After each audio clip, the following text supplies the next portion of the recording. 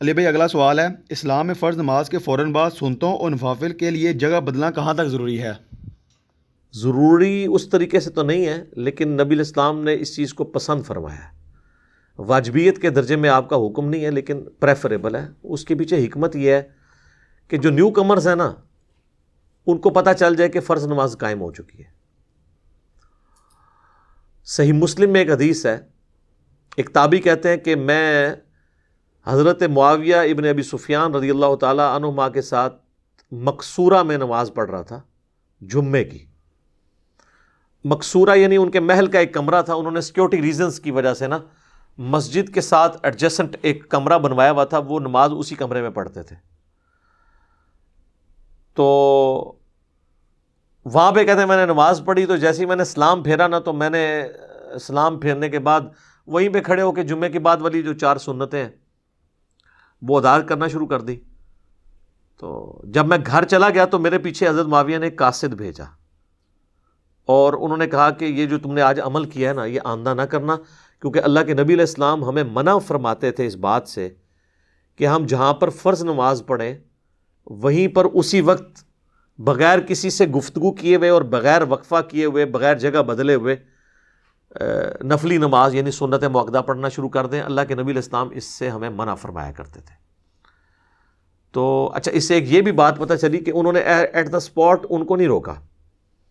بعض اوقات negative psychology develop ہو جاتی ہے، پیچھے سے بندہ بھیجا کہ آندہ یہ کام نہ کرنا۔ تو یہ ایک بڑا اچھا طریقہ ہے کسی کی غلطی پر اسے متنبع کرنے کا۔ دوسرا، انہوں نے یہ بھی بتا دیا کہ نبی علیہ السلام اس چیز کو پسند فرماتے تھے اور اس کی ترغیب دلاتے تھے کہ فرض نماز پڑھنے کے بعد لوگ منتشر ہو جائیں، لیکن سنت اذکار کرنے کے بعد، تاکہ نیو کمر کو پتہ چلے یہاں پہ نماز قائم ہو گئی ہے۔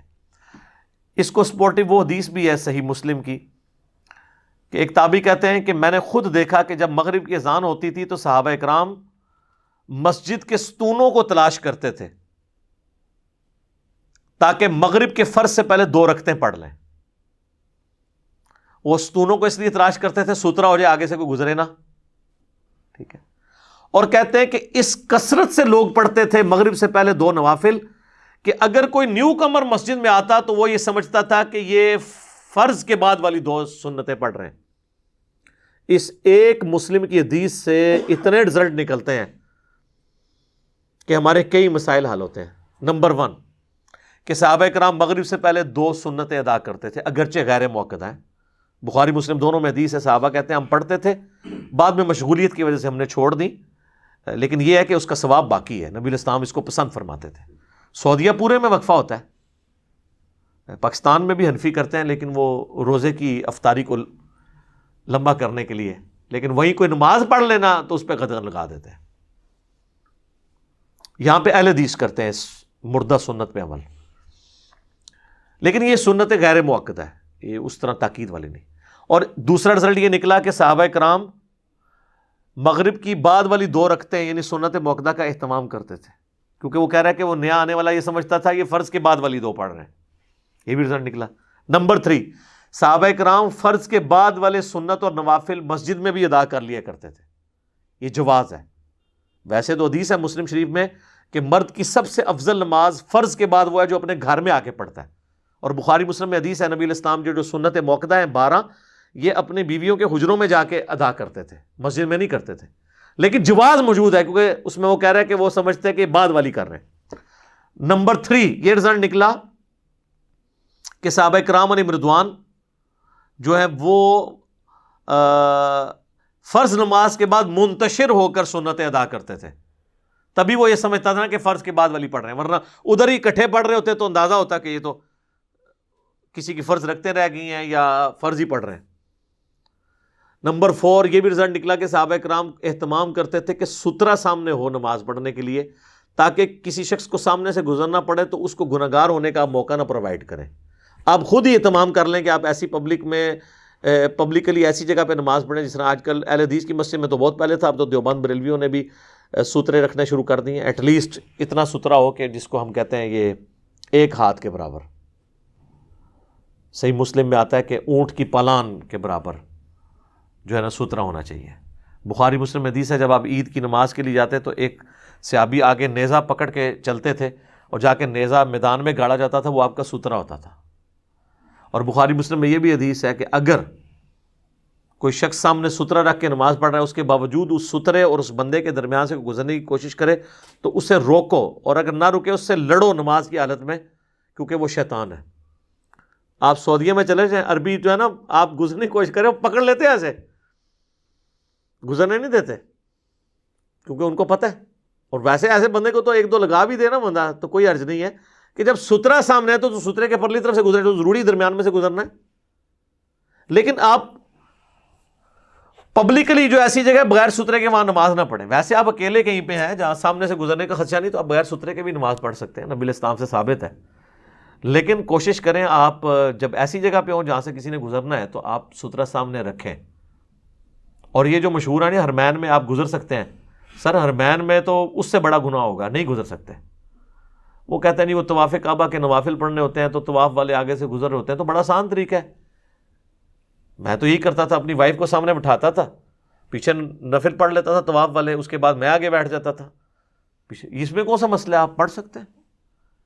ایک بندہ صرف سامنے بیٹھ جائے، اس کے پیچھے 50 بندے بھی سترا اس کو بناتے جائیں تو آپ پڑھتے جائیں. ضروری ہے کہ آپ نے لوگوں کو گناہگار کرنا ہے.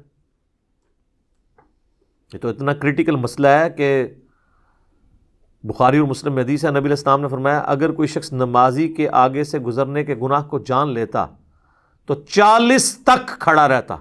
اب راوی کہتے ہیں مجھے بھول گیا ہے کہ آپ نے 40 دن کہا تھا، 40 ہفتے یا 40 سال، وہ راوی تو بھول گیا ہے، لیکن ہم آپ کو یاد کروا دیتے ہیں. سنن ابن ماجہ میں حدیث ہے کہ اگر کوئی شخص نمازی کے آگے سے گزر جانے کے گناہ کو جان لیتا تو 100 سال تک کھڑا رہتا. تو اس کا مطلب ہے وہ 40 سال ہی ہوں گے. جب یہاں 100 سال آ گئے تو 40 کا عدد ایک کثرت کے اعتبار سے 70 کا عدد یہ بولا جاتا تھا. اور ان حدیثوں سے یہ بھی رزلٹ نکلا کہ جو لوگ کہتے ہیں نا کہ ایک صف چھوڑ کے گزر جائیں، تو پھر حدیثوں میں تو یہ ہونا چاہیے تھا ایک صف چھوڑ کے گزر جاؤ. سترے کا کانسیپٹ ہی نہیں ہونا چاہیے تھا، اور کھڑے ہونے کا کانسیپٹ ہی نہیں ہونا چاہیے تھا. لاجیکلی اسپیکنگ آپ نہیں گزر سکتے. وہ کہتے ہیں جی ایک صف. وہ حنفیوں نے یہ کہا کہ 2 صفیں چھوڑ کے، لیکن وہ کہتے ہیں صرف بڑی مسجد کے لیے.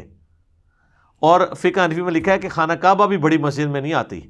جو رقبہ وہ بتاتے ہیں نا، وہ کہتے ہیں یہ بھی اس بڑی مسجد میں، لہذا وہ مسجد ایگزسٹ ہی کو نہیں کرتی. جب خانہ کعبہ کی بڑی مسجد جو ہے وہ کہتے ہیں وہ بھی، اس میں بھی آپ جو ہے نا یہ بڑی مسجد کے حکم میں داخل نہیں ہے. وہ کہتے ہیں بہت بڑی مسجد ہے اس میں بھی. ایک ابو داؤد میں روایت ہے، وہ بھی ان کے کام کی نہیں ہے. اس میں ہے کہ وہ ضعیف ہے ویسے روایت، کہ کوئی شخص اپنے ہاتھ میں پتھر پکڑے اور زور لگا کے یوں پھینکے تو جہاں تک جائے گا نا اتنا آگے نہیں آپ گزر سکتے، اس کے آگے سے گزر سکتے ہیں. تو سر وہ تو 50-60 صفحے بن جاتی، اتنی تو مسجد میں صفحے ہی نہیں ہوتی. تو بہتر یہ سر آپ انتظار کر لیں. یہ کون سی کسی نے صلاۃ و تسبیح نیت کر لی ہے، 3 سے 4 منٹ لگیں گے. بلکہ ہمارے آفس میں تو بڑا اچھا انہوں نے اہتمام کیا ہوا ہے. انہیں مسجد کی پہلی صف جو ہے نا، اس پہلی صف جہاں پہ ہونی چاہیے تھی نا وہاں پہ کھڑا کیا امام کو. اور امام کی جو پاؤں کی جگہ ہے نا اس کے دائیں اور بائیں نا انہوں نے یہ جو آپ کا ہوتا ہے نا، یہ اس کو کیا کہتے ہیں جی، یہ نہیں ڈیسک نہیں، یہ جو مٹیریل یوز ہوا ہے لیمینیشن کی شیٹ، یہ شیٹ انہوں نے نا 1.5 فٹ کی، آدھا گز، شرعی گز اس کو پورا شرعی گز کہتے ہیں. ہمارے اعتبار سے یہ وہ آدھا گز ہے، وہ 3 فٹ کا آدھا کریں 1.5 فٹ. تو اس کی شیٹ انہوں نے دائیں بائیں نہ صرف امام کی جگہ رکھی ہوئی ہے، امام کی پاؤں کی سیدھ میں ادھر سے لے کے ادھر تک، ادھر سے ادھر تک، اینڈ تک، اور اینڈ پہ جا کے 2-2 فٹ چھوڑ دیا. ایک صف میں 100 سے زیادہ نمازی آتے ہیں. تو اب کسی نے اگر نکلنا ہے تو اب اس کے پیچھے کوئی پیچھے جائے گا تو پیچھے تو جن کی جماعت چھوٹ گئی ہے وہ نماز پڑھ رہے ہیں، تو وہ کیا کرتا ہے، وہ صفے پھلانگ کے لوگوں میں سے گزرتا ہوا، کیونکہ آگے والوں کی تو ظاہر نہیں رکعت چھوٹی ہوگی نا، تو وہ گزرتا ہوا وہ اس کو کراس کرتا ہے، پھر یوں رائٹ پہ جا کے مسجد کے رائٹ کے کونے سے باہر نکل جاتے ہیں، لیفٹ والے لیفٹ کے کونے سے باہر نکل جاتے ہیں. اور اس میں یہ بھی یاد رکھیے گا، اگر ایگزیکٹ آپ کے پیچھے کوئی نماز پڑھ رہا ہے نا تو آپ اس کے آگے سے ہٹ سکتے ہیں، یہ گناہ نہیں ہے. نمازی کے آگے سے گزرنا گناہ ہے. گزرنا یہ کہ آپ ایک طرف سے داخل ہوں اور دوسری طرف سے نکل جائیں، یہ گناہ ہے. اگر ایگزیکٹ آپ کے پیچھے کوئی نماز پڑھ رہا ہے نا تو آپ دائیں یا بائیں ہل سکتے ہیں، لیکن ایک وقت میں ایک ہی طرف ہلیں گے. اگر آپ پہلے دائیں گئے اور پھر بائیں آ گئے پھر آپ اس کے آگے سے گزر گئے تو یہ بعض لوگ بھی پریشان ہو جاتے ہیں کہ جناب اب ہم کیا کریں گے, ہم تو وہ سامنے جو ہے وہ نماز پیچھے پڑھ رہے ہیں تو آپ, اور کئی لوگ تو وہ ایسے کر کے کھڑے ہو جاتے ہیں اس کی طرف دیکھنا شروع کر دیتے ہیں جلدی ختم کریں. یہ تو اس کی نماز میں توجہ بٹوانے والی بات ہے اور یہ بالکل ایک غلط ایٹیچیوڈ ہے. یہ گناہ کے زمرے میں بھی آپ کو لے کے جا سکتا ہے. بہتر یہ ہے کہ جس نے عام سنت اور نوافل ادا کرنے ہیں وہ سترہ گاڑ کے کرے, پھر سترے کے پیچھے آپ نماز پڑھیں تو بالکل درست ہے. جس نے گزرنا ہوگا سترے کے آگے سے گزر جائے. اسی لیے ہم نے اپنی اکیڈمی میں بھی سترے باقاعدہ بنا کے رکھے ہمیں تاکہ کسی کو پرابلم نہ ہو اس حوالے سے. لیکن یہ سترہ ایٹ لیسٹ 1 انگلی اتنا موٹا اور یہ 1.5 فٹ جسے شرعی گز بھی کہتے ہیں, 1 ہاتھ اتنا اونچا ہو تو پھر وہ شرعی سترہ شمار ہوگا. ادروائز یہ آج کل جو چھوٹے چھوٹے سترے رکھے ہوئے نا یہ نہیں ہوں گے. ایک اور ضعیف روایت بھی ہے, اگر کسی کو سترہ نہ ملے تو زمین پہ لکیر کھینچ لے, وہ بھی نہیں ہے. آپ سترے کا اہتمام ہو سکتا ہے. اگر کسی کو لمبی لینتھ والا نہیں ملا چلے وہ 1.5 لیٹر کی بوتل ہی سامنے رکھ لے. یہ عموماً منا کے اندر آپ کو عرفات کے میدان میں اوپنلی جب نماز پڑھنی پڑے تو اس طرح کے ایشو آ جاتے ہیں. اپنا بیگ آپ سامنے رکھ سکتے ہیں. کوشش یہی کریں کہ جب آپ اس طرح کی نماز پڑھ رہے ہو تو آپ سترے کے ساتھ نماز پڑھیں. وہ سوال کون سا ہو رہا تھا تاکہ میں وہ ڈیویٹ نہ ہو گیا ہوں, یہ ابھی جو آخری سوال ہوا تھا اسلام میں فرض نماز کے فوراً بعد سنتوں, ہاں سنتوں کے, اس میں سے مجھے یہ چیز یاد آئی تھی کہ جو جگہ آپ بدلیں ضرور, لیکن جگہ بدل کے آپ ایسی جگہ پہ نہ کھڑے ہو جائیں کہ لوگ آپ کے آگے سے گزریں پھر آپ گناہ گار ہوں گے. ٹھیک ہے. اب کئی لوگ ہیں, آپ دیکھیں جمعے کی نماز کے بعد اکثر لوگ تو نکل جاتے ہیں, کئی لوگ گھر جا کے سنت پڑھتے ہیں, ظاہر سنت بھی ہے, تو وہ جو آخری صفوں میں ہوتے ہیں نا وہ سیدھا کھڑے ہو کے سنتیں پڑھنا شروع کر دیتے ہیں. اب جو بیچارے نکلنے والے ہیں وہ پریشان ہو جاتے ہیں, یار انہوں نے کتنے سنت نیت کر دی. تو آپ کو اتنا سنتیں پڑھنے کا مسجد میں ہی شوق ہے نا, تھوڑی دیر انتظار کریں اگلے صفوں والے نکل جائیں پھر آپ سنت ادا کریں.